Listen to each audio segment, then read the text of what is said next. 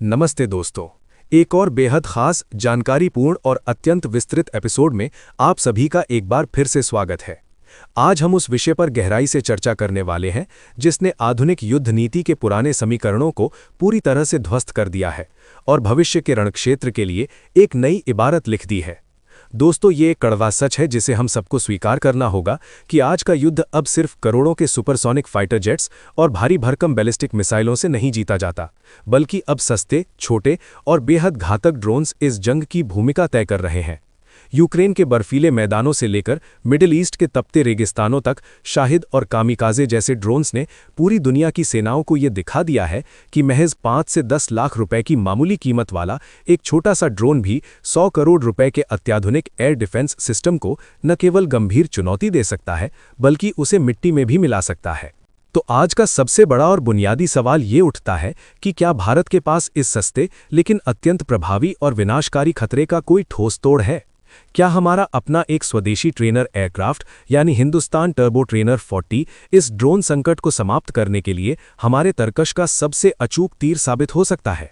क्या ये विमान हमारे लिए एक गेम चेंजर बनेगा? आइए जानते हैं इस पूरे रक्षा विश्लेषण को अत्यंत बारीकी से। दरअसल साल 2026 तक आते आते वैश्विक वॉरफेयर यानी युद्ध का पूरा परिदृश्य ही बदल चुका है। अब बैटलफील्ड पर सिर्फ रडार की नज़र में आने वाले बड़े फाइटर जेट्स ही डोमिनेट नहीं कर रहे, बल्कि लॉयटरिंग म्यूनिशन और स्वॉर्म ड्रोन्स का दबदबा काफ़ी बढ़ गया है। अगर हम शाहिद क्लास के ड्रोन्स की बात करें तो इनकी सबसे बड़ी ताकत इनकी कम लागत, लंबी दूरी तय करने की क्षमता और इनका डिस्पोजेबल होना है। अब आप एक पल के लिए कल्पना कीजिए कि एक ऐसा ड्रोन जिसकी कीमत महज कुछ हजार डॉलर है, वो करोड़ों डॉलर के स्ट्रेटेजिक टारगेट या किसी महत्वपूर्ण सैन्य बेस को पल भर में नष्ट कर देता है। यही मुख्य कारण है कि दुनिया के सबसे महंगे और पारंपरिक एयर डिफेंस सिस्टम आज इन मक्खियों जैसे छोटे ड्रोन्स के सामने संघर्ष करते नजर आ रहे हैं। अब यहाँ एक बहुत ही गहरी तकनीकी और आर्थिक समस्या पैदा होती है। आमतौर पर कई विकसित देश इन ड्रोन्स को इंटरसेप्ट करने या गिराने के लिए अपने फ्रंटलाइन फाइटर जेट्स का इस्तेमाल करते हैं, लेकिन क्या हमारे राफेल, सुखोई 30 या मिग-29 जैसे शक्तिशाली विमान इन ड्रोन्स को कुशलतापूर्वक गिरा सकते हैं? इसका जवाब तकनीकी रूप से हाँ है, लेकिन व्यवहारिक और आर्थिक रूप से ये बिल्कुल नहीं है।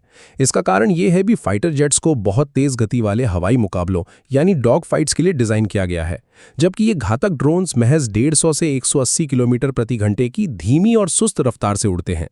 जब एक सुपरसोनिक विमान इतने धीमे टारगेट को पकड़ने जाता है तो उसे अपनी स्पीड को खतरनाक स्तर तक कम करना पड़ता है, जिससे पायलट के लिए फायरिंग विंडो यानी निशाना लगाने का समय बहुत ही छोटा हो जाता है।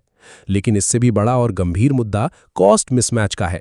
एक air to air interceptor missile की कीमत 10 से 15 करोड़ रुपए के बीच हो सकती है, जबकि उसके सामने खड़ा दुश्मन का ड्रोन महज चंद लाख रुपए का होता है। ये युद्ध आर्थिक रूप से भारत जैसे विकासशील राष्ट्र के लिए किसी भी सूरत में टिकाऊ नहीं हो सकता। यहीं पर भारतीय वायुसेना और हिंदुस्तान एरोनॉटिक्स लिमिटेड का एक मास्टर प्लान सामने आता है। यहाँ एंट्री होती है हमारे स्वदेशी विमान हिंदुस्तान टर्बो ट्रेनर 40 की। हालांकि इसे मूल रूप से युवा पायलटों की बुनियादी ट्रेनिंग के लिए बनाया गया था, लेकिन इसकी कुछ नैसर्गिक खूबियां इसे एक परफेक्ट ड्रोन हंटर की श्रेणी में खड़ा करती हैं। HTT-40 की सबसे बड़ी ताकत इसकी लो स्पीड स्टेबिलिटी है।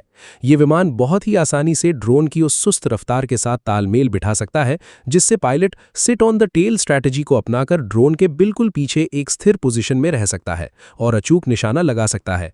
दूसरी सबसे बड़ी और महत्वपूर्ण बात है इसकी ऑपरेटिंग कॉस्ट। जहां एक आधुनिक फाइटर जेट को महज 1 घंटा उड़ाने का खर्च 15 से 25 लाख रुपए तक आता है, वहीं HTT-40 का प्रति घंटा खर्च महज 1 से 2 लाख रुपए के बीच है, यानी ये लगभग 10 गुना ज्यादा सस्ता पड़ता है।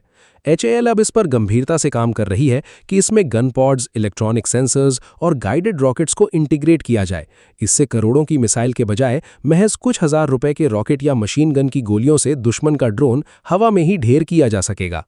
अगर हम इसमें इलेक्ट्रो ऑप्टिकल सेंसर्स और नाइट विजन जैसी प्रणालियां लगा देते हैं तो ये एक full fledged counter drone platform बन जाएगा, जो स्वॉर्म अटैक्स यानी एक साथ कई ड्रोन्स के हमले को भी नाकाम करने में पूरी तरह सक्षम होगा। इसकी लॉन्ग एंड्योरेंस यानी लंबे समय तक हवा में रहने की क्षमता इसे निरंतर गश्त यानी पेट्रोल के लिए भी आदर्श बनाती है। इसका मतलब ये है कि ये एक ही उड़ान में कई अलग अलग दिशाओं से आ रहे ड्रोन्स को एक एक करके ट्रैक कर सकता है और उन्हें नष्ट कर सकता है। ये क्षमता भविष्य के एयर डिफेंस के लिए अत्यंत क्रिटिकल और अनिवार्य मानी जाती है। इस बुलेटिन की दूसरी बड़ी और सामरिक रूप से अत्यंत महत्वपूर्ण खबर हमारे सबसे भरोसेमंद और दुनिया के सबसे खतरनाक air defence system S-400 Triumph के बारे में है। रूस और भारत के बीच हुए समझौते के तहत S-400 अब एक बहुत बड़े और क्रांतिकारी बदलाव के दौर से गुजर रहा है। भारत ने यूक्रेन युद्ध और हाल के वैश्विक संघर्षों से ये सबक लिया है कि आज के दौर में सिर्फ फाइटर जेट्स को गिराना काफी नहीं है, बल्कि एयर डिफेंस सिस्टम को भी खुद को ड्रोन से बचाना होगा। इसीलिए अब जो अतिरिक्त S-400 स्क्वाड्रन्स भारत प्राप्त कर रहा है, उनमें विशेष रूप से एंटी ड्रोन अपग्रेड शामिल किए गए हैं। S-400 में अब 9M96E और 9M96E2 जैसी छोटी और सटीक मिसाइलों का बड़े पैमाने पर इंटीग्रेशन किया जा रहा है। इन छोटी मिसाइलों का सबसे बड़ा फायदा ये है कि ये आकार में बहुत कम जगह लेती हैं, जिससे एक ही लॉन्च ट्यूब के अंदर एक से ज्यादा मिसाइलें भरी जा सकती हैं।